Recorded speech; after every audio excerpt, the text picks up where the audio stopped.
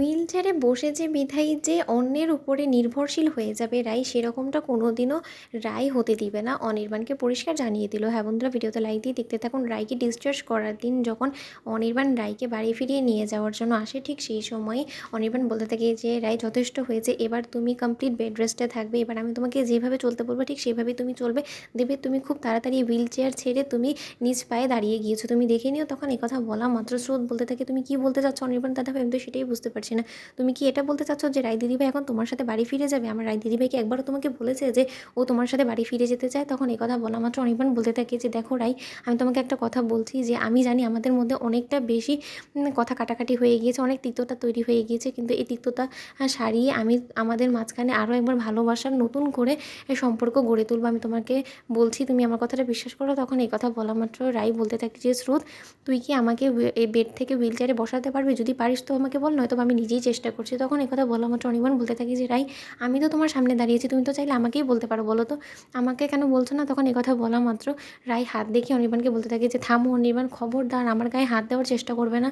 আর আমি কি তোমার উপরে একেবারেও নির্ভরশীল? আমি সেটা কি বলেছি বলো তো? আমি কি একবারও বলেছি যে আমার তোমার হেল্প চাই? আমি কোনো দিনও, যদি আমি মরে যাওয়াটা প্রেফার করবো, কিন্তু তা সত্ত্বেও তোমার কাছ থেকে কোনো রকম কোনো হেল্প হাত পেতে চাওয়াটা আমি প্রেফার করবো না অনির্বাণ। তাই তুমি আমার কাছ থেকে যতটা দূরে থাকতে পারো ততটাই দূরে থাকো, অন্তত সেটাতে আমি অন্তত যথেষ্ট পরিমাণে বেটার ফিল করবো ওষুধ খাওয়ার থেকেও। তখন এই কথা বলা মাত্র অনির্বাণ বলতে থাকে যে রাই, তুমি কী বলতে চাচ্ছ? তুমি আমার সাথে আজকে বাড়ি ফিরে যাবে না?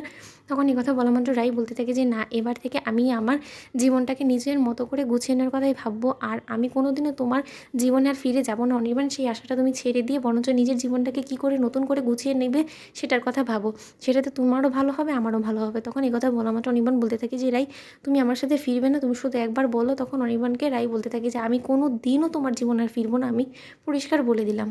অন্যদিকে স্রোত বলতে থাকে যে অনিক দাদাভাই, তুমি কি বলো তো, তুমি এতটা হ্যাংলা কেন? যখন কিনা তুমি দেখছো যে আমার দিদিভাই তোমাকে দেখা মাত্রই উত্তেজিত হয়ে আরও বেশি শরীর খারাপ করে ফেলতে, তা সত্ত্বেও তুমি আমার দিদিভাইকে বারবার করে এরকমভাবে মানসিক চাপ দিয়ে কি প্রমাণ করতে চাইছো বলো তো? যে তুমি খুব ভালো হাজব্যান্ড। শোনো, এরকমভাবে মানসিক চাপ দিয়ে আর যাই হোক না কেন, ভালো হাজব্যান্ড তুমি কোনোদিনও হয়ে উঠতে পারবে না, কারণ তোমার মধ্যে সেই কোয়ালিটিটাই নেই। আর সেই কোয়ালিটিটা তুমি কোনোদিনও নিজের মধ্যে আনতেও পারবে না, কারণ সেটার জন্য অনেক বেশি পরিশ্রম করতে হবে, তোমাকে অনেক কাঠখড় পোড়াতে হবে, তাহলে গিয়ে যদি তুমি কোনো দিন আদৌ আমার দিদিভাইয়ের বিশ্বাস অর্জন করতে পারো। তখন এই কথা বলা মাত্র অনির্বাণ বলতে থাকে তাহলে বরঞ্চ তোমার দিদিভাইকে বলতে বলো না যে আমাকে এমন কী করতে হবে, আমাকে এমন ও কী শাস্তি দিতে চায় যার ফলে কিনা আমি আমার পাপের প্রায়শ্চিত্ত করে রাইকে আমার বাড়ি ফিরিয়ে নিয়ে যেতে পারবো। তখন এই কথা বলা মাত্র রাই বলতে থাকে যে তোমার পাপের প্রায়শ্চিত্ত করার তো কোনো প্রশ্নই ওঠে না, তুমি কোন পাপ করেছো বলো তো? পাপ তো আমি করেছি তোমার সাথে বিয়ের ডিসিশনে হ্যাঁ বলে, সেই পাপটাই তো আমি এখন কী করে মুছবো সেটার কথা ভাবছি অনির্বাণ। তো বন্ধুরা, ভিডিওটি ভালো লেগে থাকলে লাইক এবং শেয়ার করে সাবস্ক্রাইব করতে ভুলো না।